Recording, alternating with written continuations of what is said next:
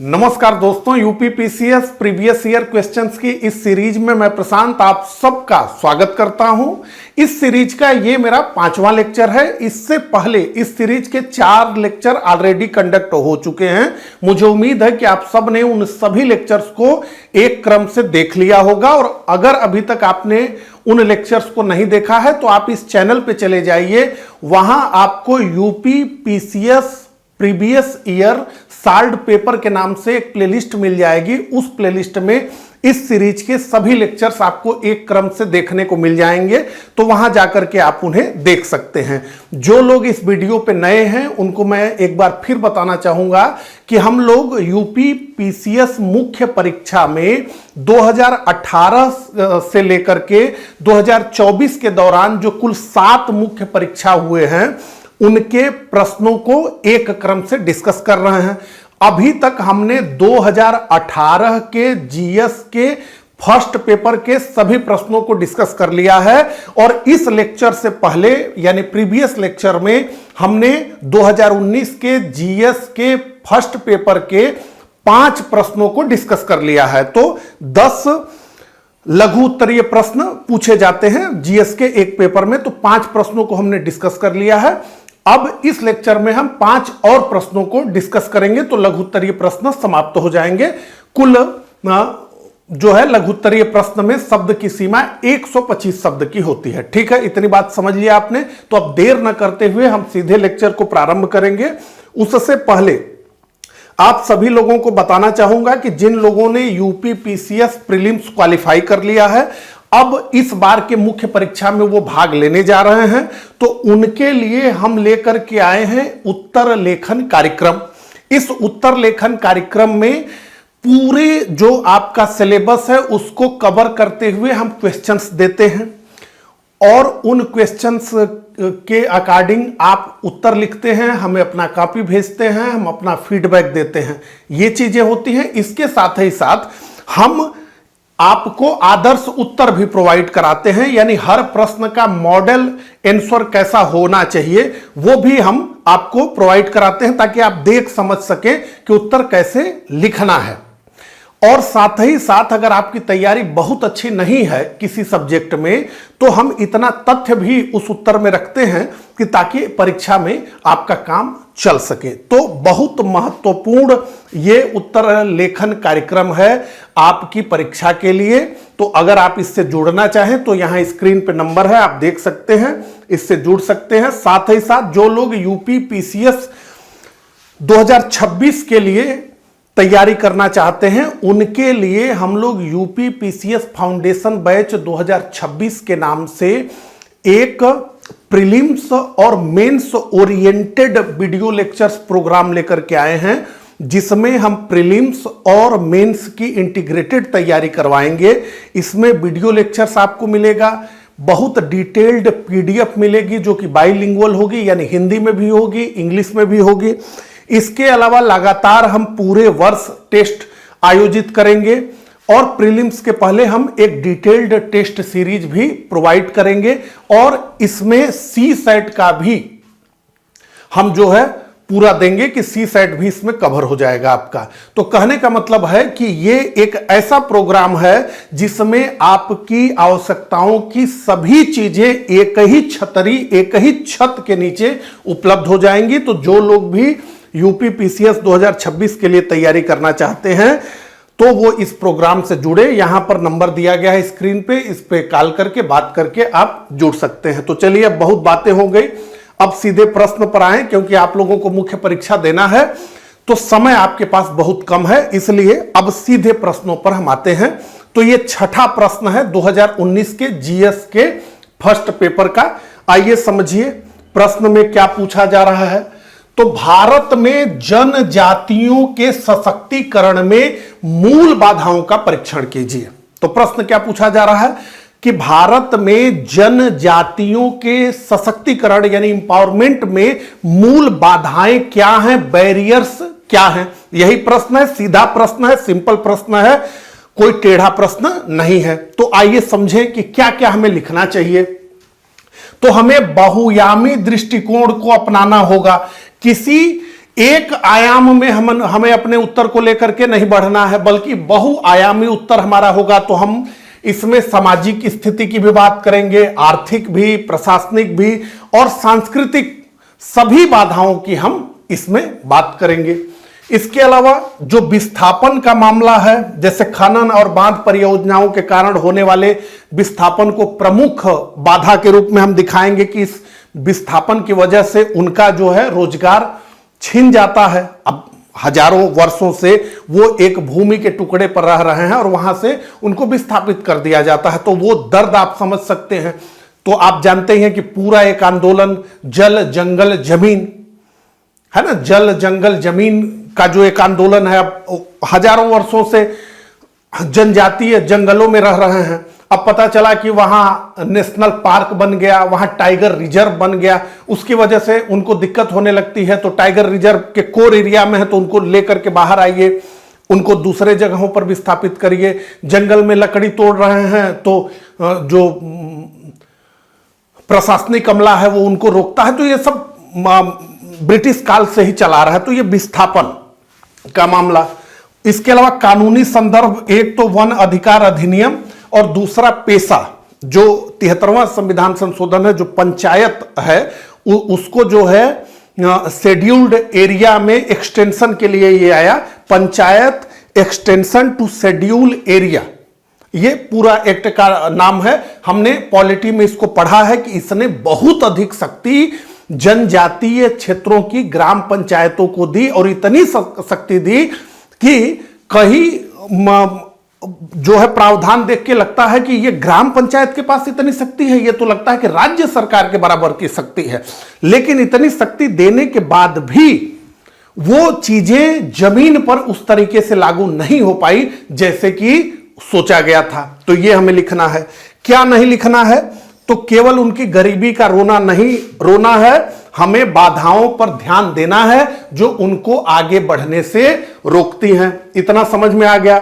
तो अब आइए मुख्य बिंदु देखें, हमारे उत्तर का मुख्य बिंदु क्या होगा, हमारा मूल कंटेंट क्या होने वाला है।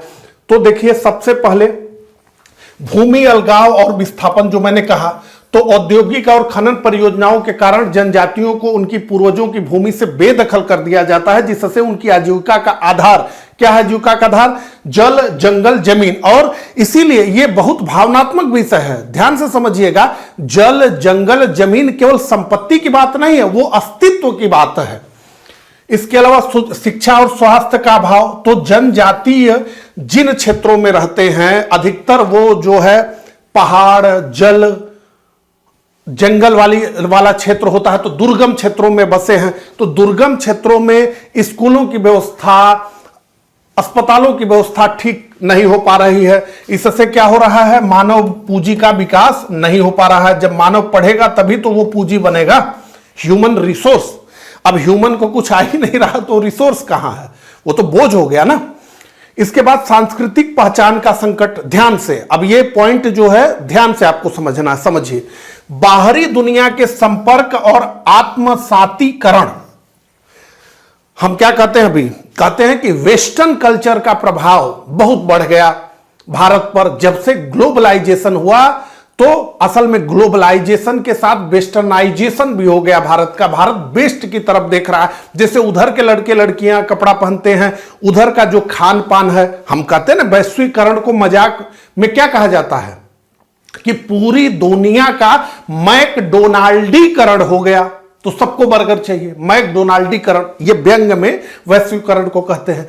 तो वही बात कही जा रही है कि जब ये जनजातीय बाहरी दुनिया के संपर्क में आ रहे हैं तो उनका रहन सहन, पहनावा, संस्कृति, भाषा को अपना ले रहे हैं और इनका जो मूल संस्कृति है, जो भाषा है, वो लुप्त हो रही है। ठीक है, तो इस पे प्रभाव पड़ रहा है। इसके अलावा प्रशासनिक विफलता, तो पेशा और वन अधिकार अधिनियम का प्रभावी कार्यान्वयन न होना, कानून बहुत अच्छा, पेशा और ग्राम सभाओं के अधिकारों का हनन होना। इसके अलावा ऋणग्रस्तता और शोषण, तो महाजनों और बिचौलियों के जाल में, तो यह ब्रिटिश राज से आप देखेंगे कि ब्रिटिश राज के विरुद्ध जब भी जनजातीय विद्रोह हुआ तो उसमें कॉमन फैक्टर महाजन रहे, जो उन्हें ऊंचे मूल्य पर ऋण देते थे, ऊंचे ब्याज दर पे। ठीक है, तो ये सारी चीजें अब यहां पे देखिए, सारी चीजों को समराइज किया गया है।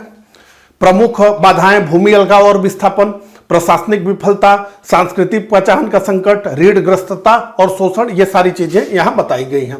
अब आइए आदर्श उत्तर पे चलते हैं। अब देखिए, किसी भी उत्तर को हम कैसे फ्रेम करते हैं। डाटा तो आपको मैंने बहुत बता दिया कि ये भी लिख देना चाहिए, ये भी लिखना चाहिए, ये जरूर लिखना चाहिए, ठीक है, लेकिन कैसे लिखें और हमारा परिचय कैसे बहुत शानदार हो। क्योंकि मैं पीछे भी आपको बताया, अभी फिर से दोहरा देता हूं कि देखिए, स्थिति यह है कि एग्जामिनर ये कहता है कि अगर आपके अंदर दम हो तो आप मुझसे अपना उत्तर पढ़वा लीजिए। ध्यान से, आप में दम है तो मुझसे अपना उत्तर पढ़वा लीजिए। तो कहने का मतलब है कि यह जरूरी नहीं है कि पूरा उत्तर आपका पढ़ा ही जाए, इसलिए परिचय और निष्कर्ष तो निश्चित रूप से पढ़ा जाता है। तो परिचय में बहुत दम होना चाहिए कि जैसे ही कोई परिचय पढ़े तो उसका आगे भी पढ़ने का मन हो। क्योंकि एग्जामिनर के लिए भी ना, अब आपको लगता होगा कि अरे पीसीएस की कॉपी गई है और बड़ा जिम्मेदारी से, नहीं, जिसके लिए जो काम रोज का हो जाता है उसमें वो सावधानी फिर वो नहीं रखता, ये समझ लीजिए, ठीक है। तो आइए, कैसे परिचय हमने लिखा है उसको देखिए। तो भारतीय जनसंख्या का लगभग 8.6% हिस्सा जनजातीय समुदाय का है। तो हमने एक फैक्ट बता दिया कि 8.6% जनसंख्या जनजातियों की है। तो इस फैक्ट के साथ हमने एक कॉन्सेप्ट को यह जोड़ा है कि हम समझ पा रहे हैं कि नहीं, ये बहुत बड़ी आबादी है, ये बहुत बड़ा हिस्सा है समाज का, ठीक है। अब आगे, संवैधानिक संरक्षण के बावजूद, तो ऐसा तो है नहीं, संविधान में अगर हम देखें वो प्रावधानों को नहीं लिखना, तो कितना जनजातीय क्षेत्रों के लिए प्रावधान किया गया है आप सब लोग जानते हैं। हर जगह जो पंचायत 73वां संविधान संशोधन के तहत पंचायत को जो शक्ति दी गई है वो आप जानते हैं, लेकिन एक बार पेशा अधिनियम के तहत जनजातीय पंचायतों को जो शक्तियां दी गई है वो तो एकदम अनोखी शक्तियां हैं। तो ऐसा नहीं है कि नहीं हुआ है। तो संवैधानिक संरक्षण के बावजूद इनके वास्तविक सशक्तिकरण के मार्ग में कई संरचनात्मक और ऐतिहासिक बाधाएं मौजूद हैं।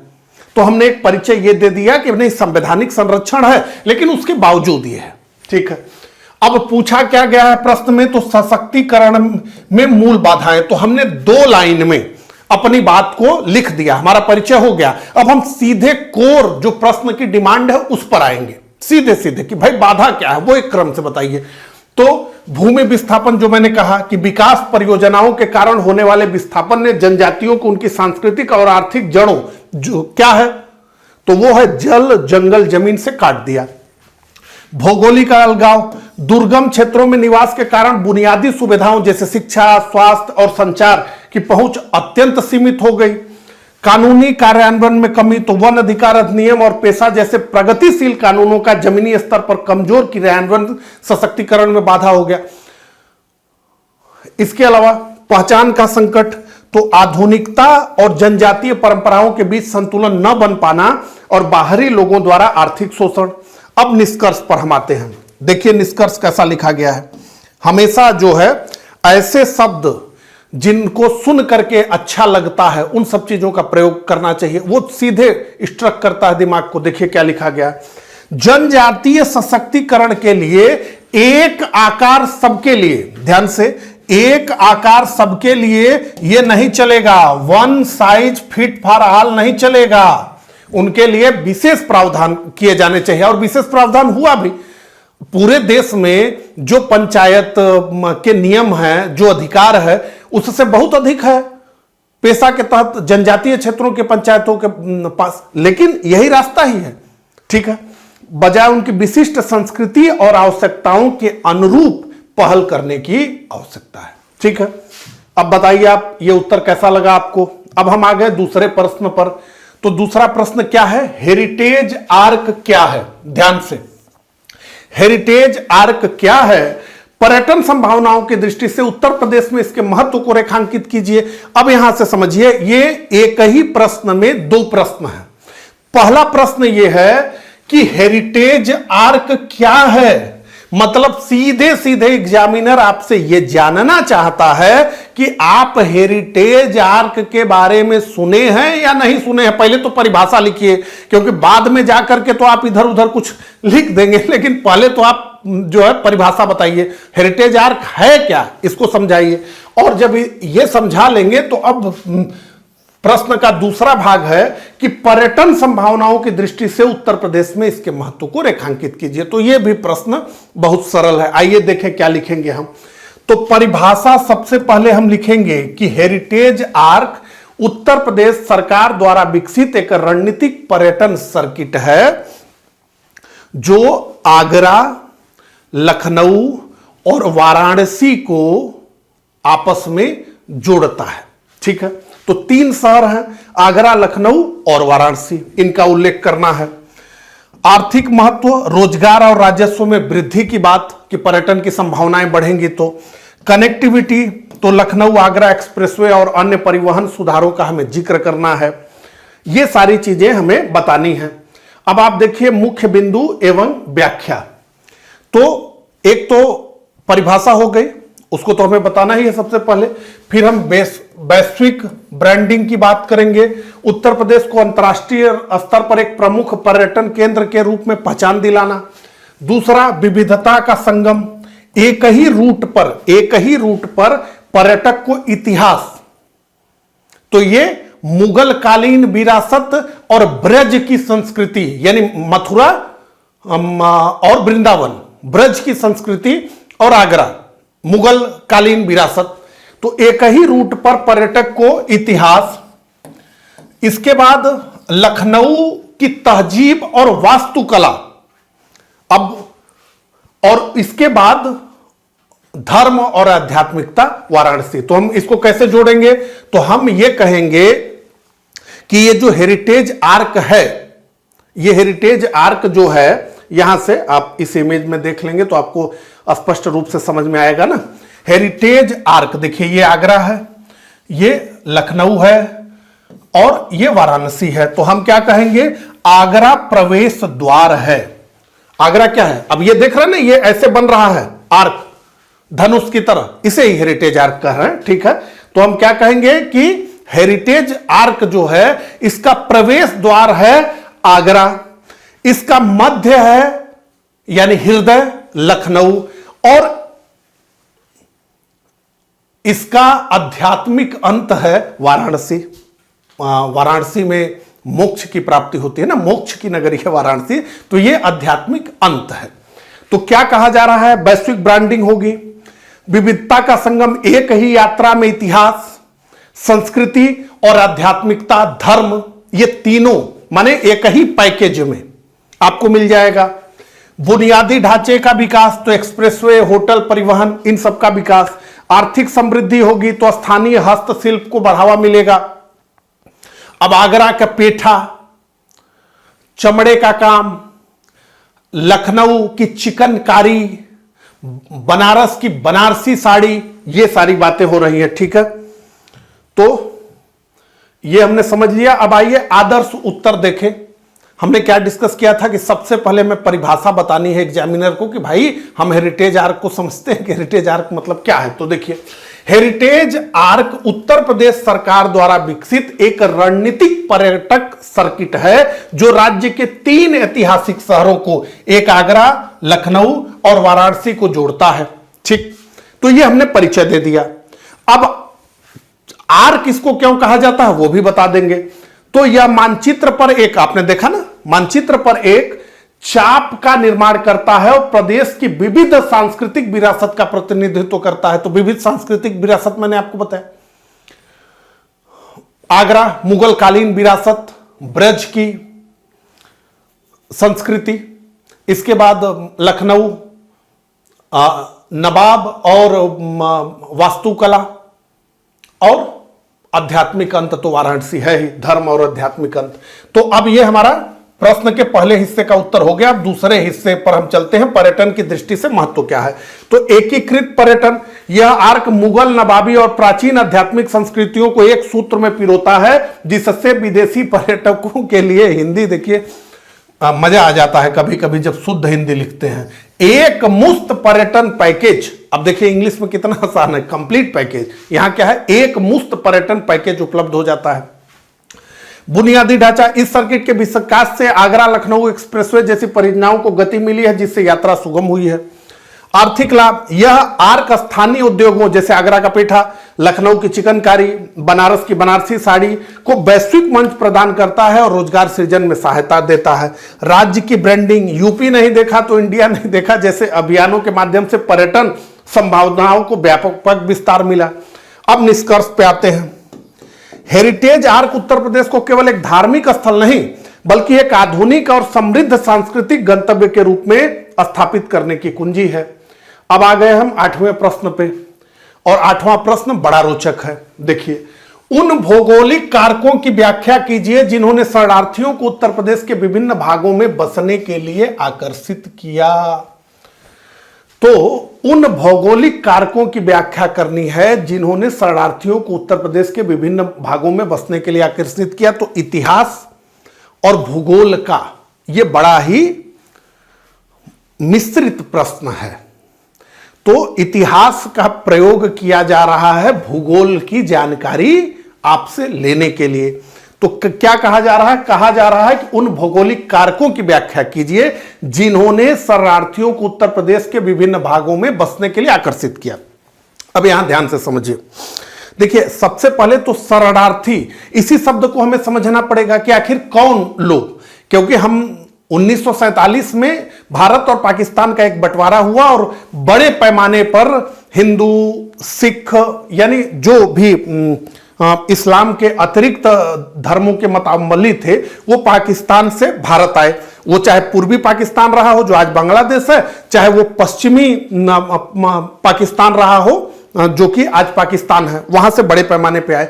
तो उन्हें ही शरणार्थी कहा गया, क्योंकि जो लोग उसके बाद आए और उस तरह के प्रावधान में नहीं थे। जैसे बांग्लादेश जब आजाद हुआ तो उससे 1 वर्ष पहले से भारत में बड़े पैमाने पर अवैध शरणार्थी है, तो उनको अवैध शरणार्थी के रूप में हम डिफाइन करते हैं। आज भी बात चलती है कि इनको हटाना है। तो मुख्य रूप से इस प्रश्न में यह भी समझना है कि कहां की बात हो रही है। तो मुख्य रूप से जो मुझे समझ आ रहा है वो ये है कि 1947 में जब भारत का विभाजन हुआ, जो शरणार्थी आए, माइग्रेंट्स, उनकी बात इस प्रश्न में हो रही है। हालांकि हम एकदम डिफाइन नहीं, तो हम उत्तर में अपने थोड़ा सा जिक्र कर देंगे कि विभिन्न कालखंड में विशेष रूप से भारत के विभाजन के समय आए शरणार्थी। ऐसे हमारा काम चल जाएगा। ठीक है, अब हम आ जाएं सीधे भूगोल पर। इतिहास हमने समझ लिया कि किसकी बात हो रही है।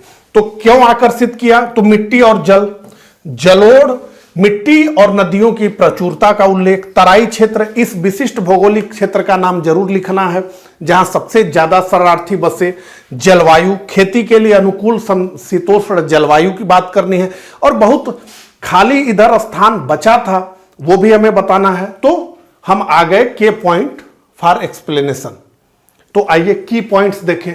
तो उपजाऊ जलोढ़ मृदा, फर्टाइल सोल, गंगा यमुना के मैदानों की मिट्टी अत्यधिक उपजाऊ है, जिसने शरणार्थियों को, जो मुख्य रूप से किसान थे, 1947 में जो विभाजन के समय भारत आए वो किसान ही थे। तो उनको, जो किसान है वो क्या देखेगा, उपजाऊ मिट्टी। तो उन्होंने कृषि के माध्यम से आजीविका शुरू करने का उनको अवसर मिला। अब आप जानते हैं कि गंगा के मैदानों के उपजाऊ इतना है कि कहते हैं कि अगर बैर के बीज ऐसे छिड़क दो, बोने की भी जरूरत नहीं है, छिड़क दो तो 5 वर्ष के बाद देखोगे तो सेब उस पे जो है फलने लगेगा। इतनी उपजाऊ मिट्टी है ये, इसीलिए यहाँ के लोग बड़े आलसी हो गए। ठीक है, जल संसाधनों की प्रचुरता, गंगा, यमुना, घाघरा और शारदा जैसी सदाबहार नदियों ने सिंचाई और पीने के पानी की उपलब्धता सुनिश्चित की। तो भाई पानी है, उपजाऊ मिट्टी है। अब आगे क्या है, मिट्टी उपलब्ध भी है। मिट्टी का मतलब जमीन उपलब्ध भी है, सब कुछ रहेगा, जमीन ही नहीं है तो फिर कैसे बसिएगा, जमीन भी मिली। तो उत्तर प्रदेश के उत्तरी भाग तराई में घने जंगल और दलदली जमीन थी। सरकार ने शरणार्थियों को यहां जमीन आवंटित की, जिन्होंने अपनी मेहनत से इसे उपजाऊ कृषि भूमि में बदल दिया।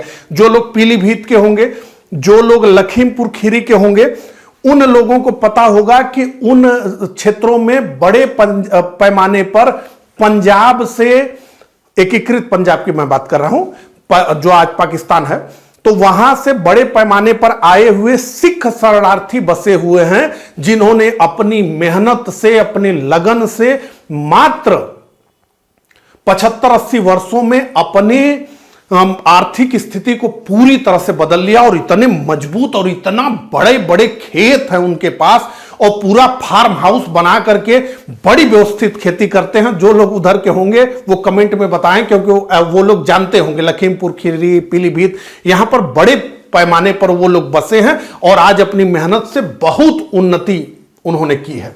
ठीक है, इसके अलावा अनुकूल जलवायु, तो यूपी की जलवायु उत्तर पश्चिम पंजाब और पूर्वी बंगाल क्षेत्रों के समान थी, जिससे शरणार्थियों को फसलों, गेहूं, चावल, गन्ना के चुनाव में आसानी हुई।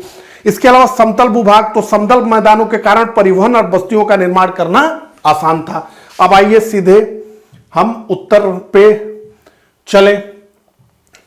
तो उत्तर प्रदेश की विशिष्ट भौगोलिक संरचना और संसाधनों की प्रचुरता ने विभिन्न कालखंडों में, ध्यान से, मैंने जो प्रारंभ में ही बताया कि कालखंड को हम जो है स्पेसिफिक मान रहे हैं, लेकिन थोड़ा सा काम चला लेंगे। विभिन्न कालखंड लिख दिए, उसके बाद हम लिख देंगे कि शरणार्थियों को अस्थायी निवास के लिए आकर्षित किया, मुख्य रूप से 1947 के विस्थापन के दौरान।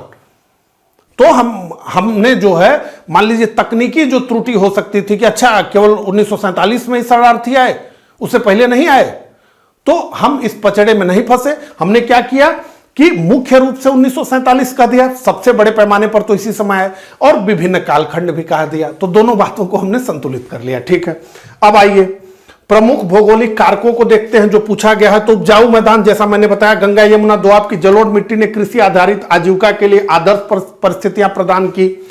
तराई क्षेत्र का भूगोल, पीलीभीत और लखीमपुर खीरी जैसे तराई क्षेत्रों में उपलब्ध विशाल भू क्षेत्र ने शरणार्थियों को कृषि योग्य भूमि विकसित करने का अवसर दिया। जल सुलभता, हिमालयी नदियों के कारण बारहमासी जल आपूर्ति ने सिंचाई को सुगम बनाया, जो विस्थापित किसान परिवारों के लिए आकर्षण का केंद्र हुआ। परिचित जलवायु, उत्तर प्रदेश की समशीतोष्ण जलवायु उन फसलों के अनुकूल थी जिनसे शरणार्थी पहले से परिचित थे, धान, गेहूं, गन्ना। निष्कर्ष, इस प्रकार उत्तर प्रदेश की समृद्ध भौगोलिक संपदा और अनुकूल भू आकृतियों ने शरणार्थियों को न केवल शरण दी, बल्कि उन्हें राज्य की मुख्य धारा की अर्थव्यवस्था में शामिल होने में भी मदद की। तो बड़ी खाली जमीन यहां थी, तो ये भी, नहीं तो सारी चीजें रहती और जमीन ही नहीं रहता तो कैसे होता। ठीक है, चलिए तो अब आगे बढ़ते हैं। अब सीधे सीधे जो है प्रश्न आ गया भूगोल का, जियोग्राफी का प्रश्न आ गया, 9वां प्रश्न है। आइए समझे प्रश्न में पूछा क्या जा रहा है। तो उष्ण कटिबंधीय चक्रवातों की उत्पत्ति सागरीय भागों पर होती है। स्टेटमेंट टाइप का प्रश्न बताया जा रहा है, पहले आपको तथ्य दिए जा रहे हैं। उष्ण कटिबंधीय चक्रवातों की उत्पत्ति सागरीय भागों पर होती है तथा स्थलीय भागों पर पहुंचते ही ये तूफान धीरे धीरे क्षीण होकर समाप्त हो जाते हैं। कारण सहित स्पष्ट करिए। तो कारण सहित हमें स्पष्ट करना है कि वो क्यों फिर क्षीण हो जाते हैं। तो आइए देखें क्या कीवर्ड्स होंगे हमारे। तो एक तो गुप्त उष्मा होगी, लेटेंट हीट की हम बात करेंगे, आर्द्रता की बात करेंगे, ह्यूमिडिटी की बात करेंगे। जो शब्द प्रयोग हमें करना है, सतही घर्षण, सरफेस फ्रिक्शन की बात करेंगे। समुद्र क्या है? समुद्र तो एकदम एक लेवल पर है, लेकिन मैदान एक लेवल पे थोड़े है। यहाँ पहाड़ भी है, उस पे घर भी बने हुए हैं, पेड़ भी हैं, जंगल भी हैं। तो यहाँ क्या है? यहाँ सब कुछ सपाट नहीं है। यहाँ जो है हवा के वेग को रोका जाएगा। ठीक है। तापमान स्पष्ट करना है कि समुद्री सतह का तापमान 27 डिग्री से जब अधिक होने लगता है तो फिर जो है वो उठेगा, भाप बनेगा, पानी ऊपर जाएगा, ऊपर ठंडा है तो वो फिर ठंडा होगा। ठीक है। प्रक्रिया क्या है? नमी की आपूर्ति रुकने पर ये जो धीरे धीरे क्षीण हो जाती है, उसका मेन कारण यही है कि नमी की आपूर्ति जब रुकती है, कट ऑफ मॉइस्चर, इसको मुख्य कारण के रूप में हम जानते हैं। ठीक है। आइए यहां पर देखिए, जो है आप देख रहे हैं ईंधन संघनन की गुप्त ऊष्मा जिससे ये बल लेता है, ऊर्जा स्रोत समाप्त होता है, इसके अलावा सतही घर्षण भी बढ़ता है। तो उत्पत्ति का कारण सागर पर कैसे ये इसकी उत्पत्ति होती है, तो ईंधन संघनन की गुप्त ऊष्मा, लेटेंट हीट ऑफ कंडेंसेशन, अनुकूलता, कम घर्षण और नमी की निरंतर आपूर्ति। तो नमी इसकी शक्ति है। लेकिन जब ये आता है मैदानों पर तो ऊर्जा का स्रोत कट जाता है, सतही घर्षण भी होता है। ठीक है, यही है ना ऊर्जा का स्रोत जो है, जो गुप्त ऊष्मा है उसमें कमी आएगी। सतही घर्षण, सरफेस फ्रिक्शन, तो पेड़ है, पहाड़ है, भवन है, गति को कम करते हैं। इसके अलावा संघनन की प्रक्रिया धीमी पड़ जाती है। ठीक है, यही सारी चीजें हैं। आइए अब उत्तर को देखें। तो उष्णकटिबंधीय चक्रवात तीव्र निम्न वायु दाब के केंद्र होते हैं। सबसे पहले तो इसका परिचय हमें देना होगा। तो उष्णकटिबंधीय चक्रवात तीव्र निम्न वायु दाब के केंद्र होते हैं जिनकी शक्ति का मुख्य आधार समुद्री जल से प्राप्त होने वाली आर्द्रता है, इसी से इनको शक्ति मिलती है। तो सागरीय उत्पत्ति और स्थलीय पतन के कारण हमें बताने हैं। परिचय तो हमने दे दिया कि उष्णकटिबंधीय चक्रवात होते क्या हैं, ये हमने बता दिया। अब ये पूछा गया ना कि वो क्यों छीड़ होने लगती हैं और सागर से उत्पन्न होती हैं, तो उसको देखिए। ऊर्जा आपूर्ति, इन चक्रवातों का मुख्य इंजन संघनन की गुप्त ऊष्मा है, लेटेंट हीट है। समुद्र की गर्म सतह 27 डिग्री से अधिक से निरंतर वाष्पीकरण होता है जो चक्रवातों को ऊर्जा प्रदान करता है। लैंडफॉल, जब चक्रवात स्थलीय भाग पर पहुंचता है तो उसे मिलने वाली नमी की निरंतर आपूर्ति बाधित हो जाती है। ऊर्जा का स्रोत समाप्त होने से चक्रवात अपनी शक्ति खोने लगता है। इसके अलावा घर्षण भी अपना काम करता है इसमें। तो समुद्र की तुलना में स्थलीय धरातल अधिक विषम और खुरदुरा है।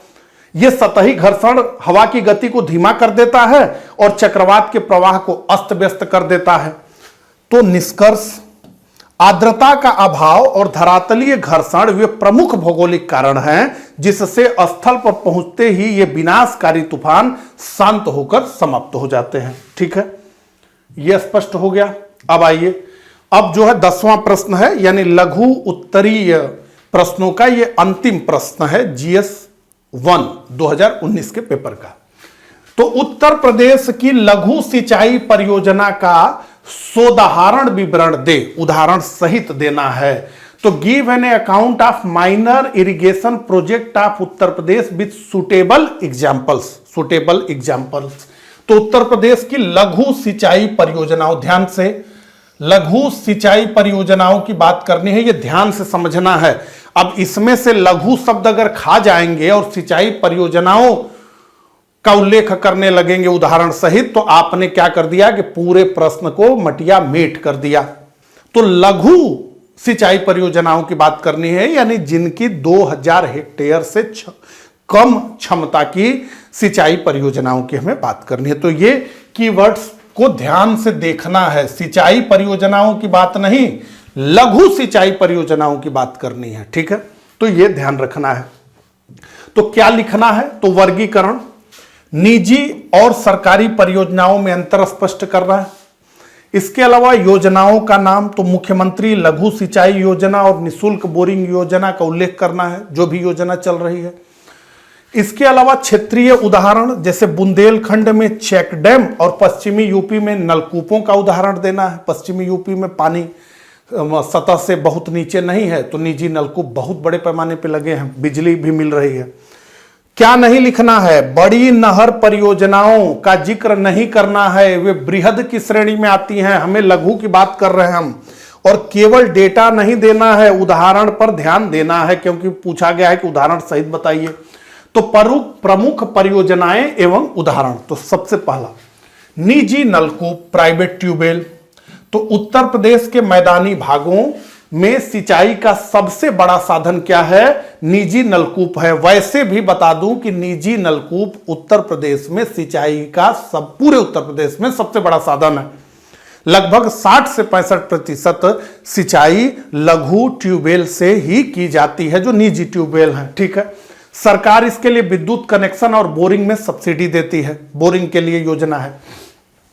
इसके अलावा निःशुल्क बोरिंग योजना है। बोरिंग समझते हैं ना, होल बनाएंगे ना, 150-200 फीट नीचे जाएगा पाइप, वहीं से तो पानी आएगा। तो यह सीमांत और लघु किसानों के लिए है। उदाहरण है पंप सेट स्थापना हेतु मिलने वाली आर्थिक सहायता। इसके अलावा चेक डैम निर्माण, तो पथरीले और पठारी क्षेत्रों जैसे बुंदेलखंड और विंध्य क्षेत्र में वर्षा जल संचयन के लिए छोटे बांध बना देना। इसके अलावा मुख्यमंत्री लघु सिंचाई योजना, इसके तहत गहरे नलकूपों का निर्माण कराया जाता है जहां जल स्तर काफी नीचे है। सतही जल योजनाएं, छोटे तालाबों और पोखरों का पुनरुद्धार, तो बारिश हुई, पोखरे बना दीजिए, उन पोखरों में जल इकट्ठा हो गया बरसात के दिनों में, उसी से फिर सिंचाई करिए। तो खेत तालाब योजना है जिसके तहत किसानों को अपने खेत में तालाब बनाने हेतु अनुदान मिलता है। आइए देखें जो है आदर्श उत्तर को। तो परिचय से हम शुरू करें तो उत्तर प्रदेश में 2000 हेक्टेयर से कम कमान क्षेत्र वाली परियोजनाओं को लघु सिंचाई परियोजनाएं कहा जाता है। तो हमने परिभाषा लिख दी कि लघु सिंचाई योजना क्या होती है, उसको हम समझ रहे हैं, तो हमने एक परिचय दे दिया। अब राज्य की कुल संचित क्षमता का लगभग 80% इन्हीं साधनों से प्राप्त होता है।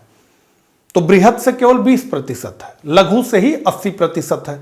तो हमने एक डेटा भी दे दिया, एक परिभाषा लिख दी, एक डेटा लिख दिया। इस डेटा से क्या पता चला कि जो लघु सिंचाई परियोजनाएं हैं ये बेहद महत्वपूर्ण हैं, क्योंकि 80% का इनका योगदान है सिंचाई में। तो इससे क्या पता चला कि ये बहुत महत्वपूर्ण है। अब आइए प्रमुख विवरण एवं उदाहरण। तो भूगर्भित जल परियोजना, इसमें निजी व सरकारी नलकूप और निःशुल्क बोरिंग शामिल है। निःशुल्क बोरिंग योजना के माध्यम से गंगा यमुना दोआब के लाखों लघु किसानों को सिंचाई सुविधा मिली है। सतही जल परियोजना जो हमने कहा, पठारी क्षेत्रों में वर्षा जल रोकने हेतु चेक डैम का निर्माण किया जाता है। उदाहरण के लिए बुंदेलखंड के झांसी और महोबा जिलों में निर्मित लघु चेक डैम। सामुदायिक ब्लास्ट कूप, विंध्य क्षेत्र की पथरीली भूमि में सिंचाई हेतु इनका प्रयोग होता है। सरकारी योजनाएं, तो मुख्यमंत्री लघु सिंचाई योजना के अंतर्गत गहरे नलकूपों और खेत तालाब योजना के माध्यम से जल संचयन को बढ़ावा दिया जा रहा है। अब निष्कर्ष पर आए। लघु सिंचाई परियोजनाएं कम लागत और कम समय में तैयार होने के कारण उत्तर प्रदेश के छोटे किसानों की आत्मनिर्भरता और प्रति बूंद अधिक फसल पर ड्रॉप मोर कार्ब के लक्ष्य हेतु अनिवार्य है। तो निष्कर्ष में हमने बता दिया कि इनका महत्व है कितना। ठीक है, तो ये हमने 5 प्रश्नों को डिस्कस कर लिया। तो 2019 के कुल 10 लघु उत्तरीय प्रश्नों को हमने 2 लेक्चर के माध्यम से डिस्कस कर लिया। तो मुझे कमेंट करके जरूर बताइएगा कि मेरा ये प्रयास आपको कैसा लगा। मिलता हूं इसी सीरीज के अगले लेक्चर में, तब तक के लिए आप सभी को नमस्कार, धन्यवाद।